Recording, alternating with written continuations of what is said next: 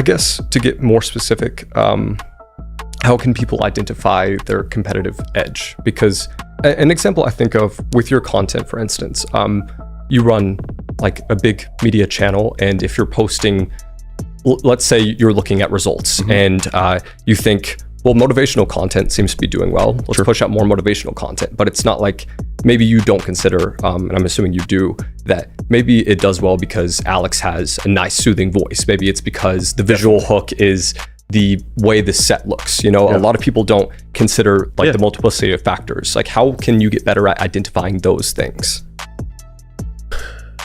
I mean, how do you figure out what you're good at?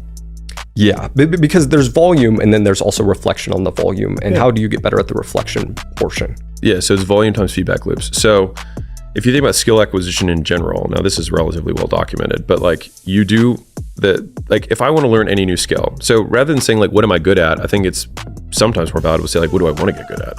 Now, people have quote proclivities, or they're like, oh, I'm naturally predisposed to these things. Maybe, but you can't control your genetics, and maybe you don't know. And maybe it was just a nurture thing that earlier on. I remember I had this, and I will loop around to the answer, but I was in college, and one of my favorite professors, he taught a class called systematic inquiry, which is basically like how do you ask questions and answer them, which is great.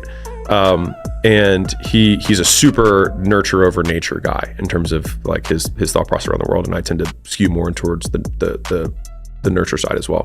And he said, like, all the things that you guys think you're naturally good at, you're not naturally good at, you just got good at them earlier. And so I was like, I've always been really good at languages.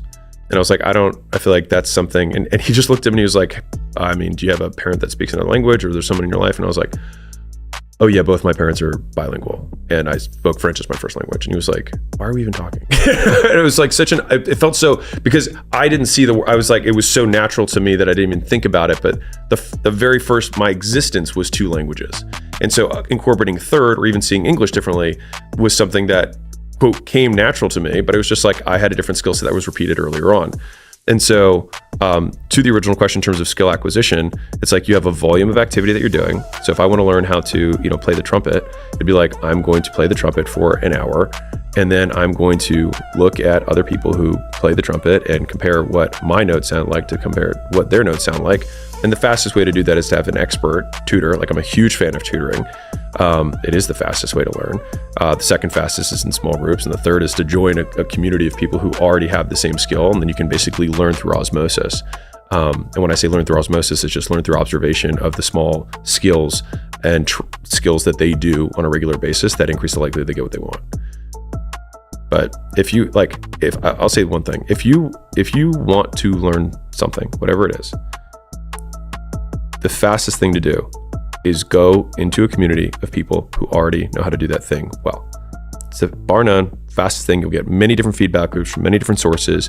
You'll be able to tease out what are the few truths rather than the mysticism that's kind of associated with the whole space, because every space has mysticism around it and magic, but there's usually a few core truths that are always true amongst all people for the skill. That makes a lot of sense.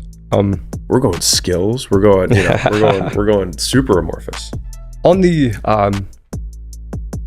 reward portion, you were speaking about the ability to kind of wait before you get the result. How do you decide an opportunity is worth 10 years of your time?